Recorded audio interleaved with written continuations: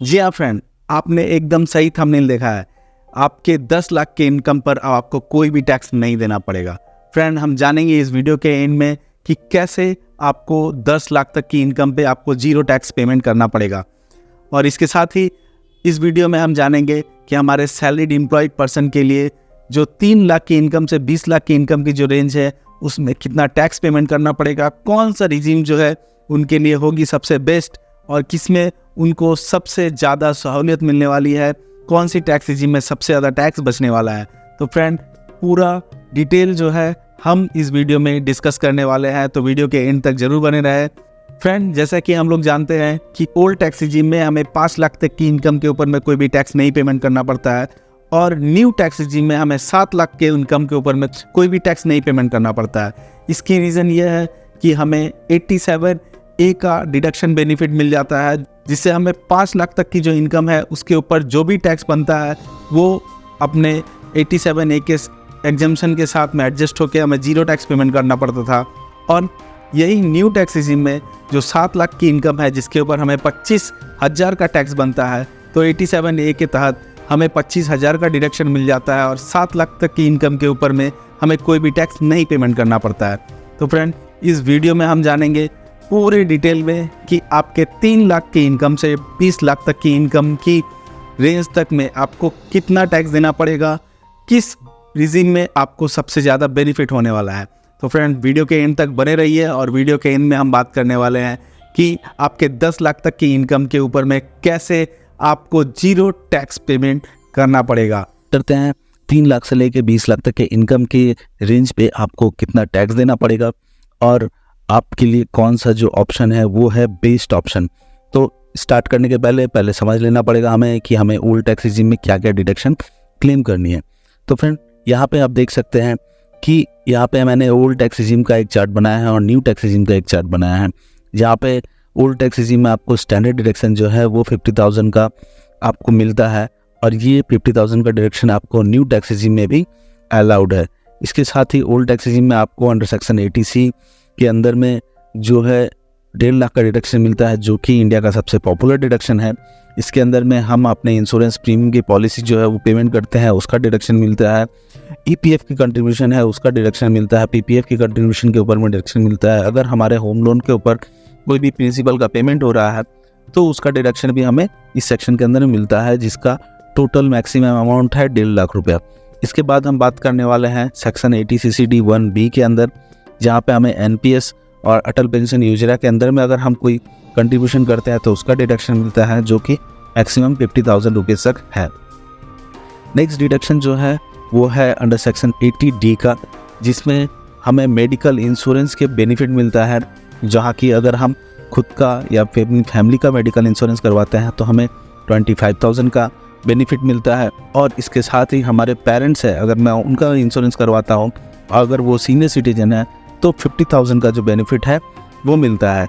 अगर मान लीजिए आपके पेरेंट्स का इंश्योरेंस नहीं है पर उसके बावजूद भी आपकी मेडिकल एक्सपेंडिचर है आपके पेरेंट्स के ऊपर, वो भी 50,000 मैक्सिमम अलाउड है अगर आपकी पेरेंट्स की मेडिकल इंश्योरेंस नहीं है तो आपको अंडर सेक्शन 80D में 75,000 का बेनिफिट जो है वो मिल जाएगा। इसके बाद बात करते हैं सेक्शन 24 के अंदर। तो सेक्शन 24 के अंदर में आपको आपके अगर होम लोन है उसके ऊपर आप लोन के ऊपर आप इंटरेस्ट जो पेमेंट कर रहे हैं उस इंटरेस्ट का आपको मैक्सिमम 2 लाख तक का डिडक्शन जो है आपको ओल्ड टैक्स रिजीम में मिल जाएगा। तो यहाँ पे फ्रेंड हम देख रहे हैं कि 5,25,000 का डिडक्शन जो है ये आपको ओल्ड टैक्स रिजीम में मिल रहा है। फ्रेंड, आज हम बात करने वाले हैं सिर्फ उन डिडक्शन को लेके जो कि जनरली सभी अप्लाई करते हैं अपने ITR फाइल करने में, क्योंकि सैलरीड पर्सन के लिए हर सैलरीड पर्सन के लिए ये पॉसिबल नहीं होता है कि वो हर ही डिडक्शन जो है वो क्लेम कर पाए। तो मैं ज़्यादा आपको डिडक्शन दिखा के आपका समय नष्ट नहीं करूँगा। मैं सिर्फ आज बेसिक उन डिडक्शन को लेकर ही बात करूँगा जो कि आप आराम से जनरली अपनी क्लेम कर सकते हैं और उसके बेसिस पे ही कैलकुलेशन समझ सकते हैं कि आपको कौन सा टैक्स रिजीम आपके लिए होगा बेटर।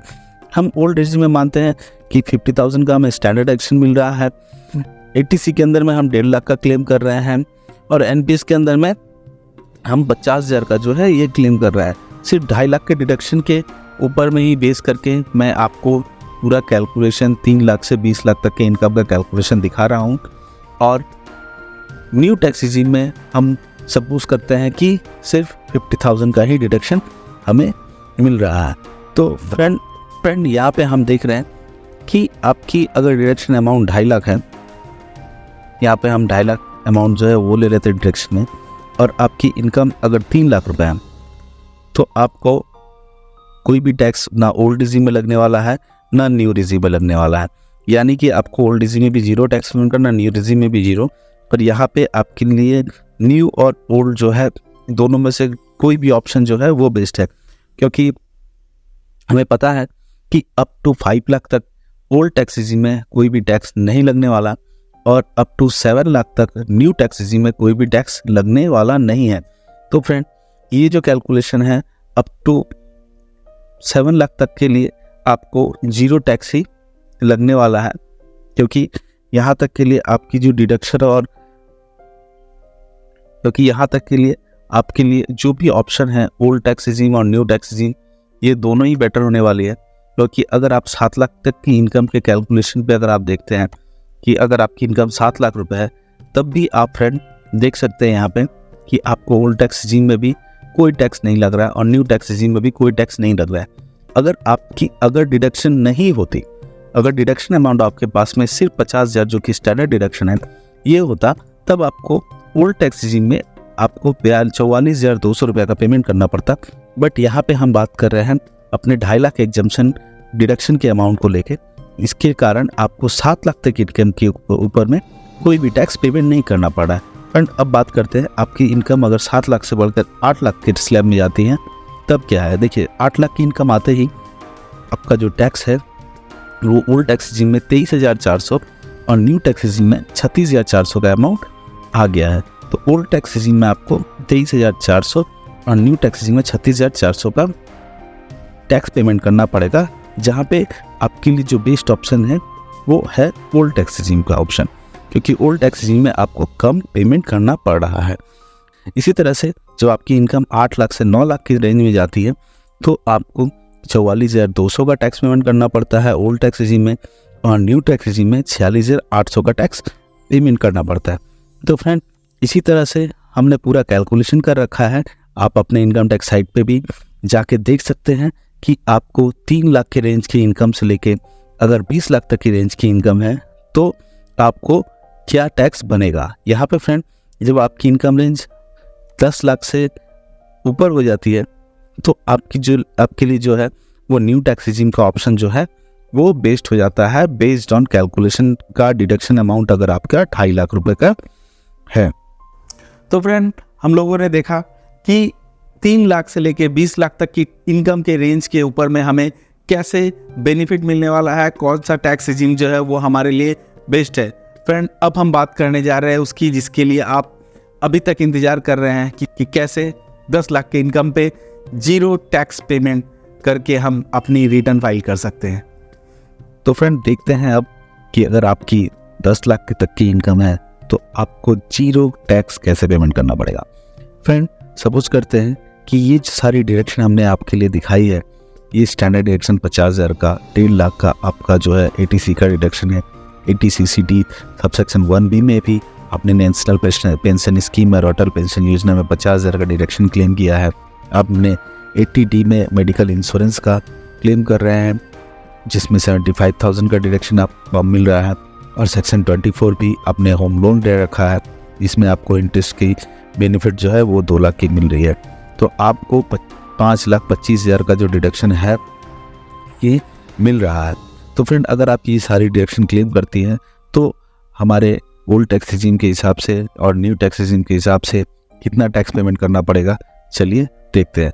तो इसके लिए चलते हैं वापस अपने इनकम टैक्स साइट पे और थोड़ा स्क्रॉल डाउन करके चले आते हैं अपने इनकम टैक्स कैलकुलेशन पे। इनकम टैक्स कैलकुलेशन को ओपन करने के बाद में हम क्लिक करते हैं एडवांस कैलकुलेटर के ऊपर में। यहाँ सेलेक्ट कर लेते हैं ओल्ड टैक्स रेजिम और इधर सेलेक्ट कर लेते हैं अपनी असेसमेंट ईयर 24-25। आपका टैक्स टाइप जो है कैटेगरी वो इंडिविजुअल रहना है और रेजिडेंशियल स्टेटस जो है वो रेजिडेंशियल रहने दीजिए। और हम बात कर रहे हैं बिलो 60 ईयर के लिए। तो कैलकुलेशन अब क्या होने वाला है देखते हैं। तो आपको ऑप्शन यहाँ पे है कि आपकी मान लीजिए सैलरीड इनकम जो है वो 10 लाख रुपए की है। 10 लाख की सैलरीड इनकम आते ही आपको स्टैंडर्ड डिडक्शन जो है यहाँ पे बेनिफिट 50,000 का ऑटोमेटिकली मिल जाता है। इसके साथ ही हमने सेकंड जो डिडक्शन क्लेम किया है, सेकंड डिडक्शन हम लेते हैं कि अपनी जो है इंटरेस्ट ऑन होम लोन की जो डिडक्शन है वो इसको हम लोग क्लेम करते हैं। तो उसके लिए हमें हाउस प्रॉपर्टी के ऑप्शन में ओपन करना है और यहाँ पे आप देख सकते हैं कि interest payable on borrowed capital, आपकी जो भी बोरोड कैपिटल है उसके ऊपर का इंटरेस्ट है। तो यहाँ पे हम 2 लाख का जो आपका होम लोन के ऊपर में इंटरेस्ट अमाउंट है इसको हम क्लेम कर रहे हैं। यहाँ पे करते ही देखिए यहाँ पे आपको डिडक्शन के अमाउंट में 2 लाख रुपए चली आई है। नेक्स्ट डिडक्शन जो है वहाँ पे हमें आते हैं ETC का जो डिडक्शन है जो कि हम 1.5 लाख रुपए का क्लेम कर रहे हैं। उसके बाद हम डिडक्शन क्लेम करते हैं ATCC D1B का, जिसमें हम अपना 50,000 रुपये का डिडक्शन जो है वो क्लेम कर रहे हैं। नेक्स्ट डिडक्शन जो हमारी है वो 80D की डिडक्शन है जहाँ पर हम 75,000 का डिडक्शन जो है ये क्लेम कर रहे हैं। तो फ्रेंड मोटा मोटा हम लोगों ने 5,25,000 का डिडक्शन क्लेम कर लिया है। तो फ्रेंड अब देखते हैं कि हमारे न्यू टैक्स रिजीम में और ओल्ड टैक्स रिजीम में क्या टैक्स आ रहा है। तो फ्रेंड आप ये देख सकते हैं कि यहाँ पे हमने ओल्ड टैक्स रिजीम सेलेक्ट किया है और आपकी टैक्स की जो लायबिलिटी आ रही है वो आ रही है 0।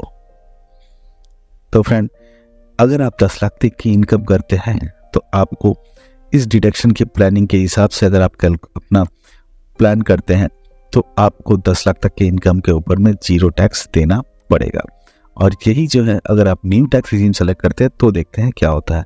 अगर आप न्यू टैक्स रिजीम सेलेक्ट करते हैं तो आपकी कैलकुलेशन जो है वो हो जाती और आपको 54,600 रुपये का जो है वो टैक्स पेमेंट करना पड़ता। तो फ्रेंड कैसा लगा वीडियो? अगर वीडियो पसंद आए तो वीडियो को लाइक, शेयर और सब्सक्राइब करना ना भूलें। तब तक के लिए धन्यवाद।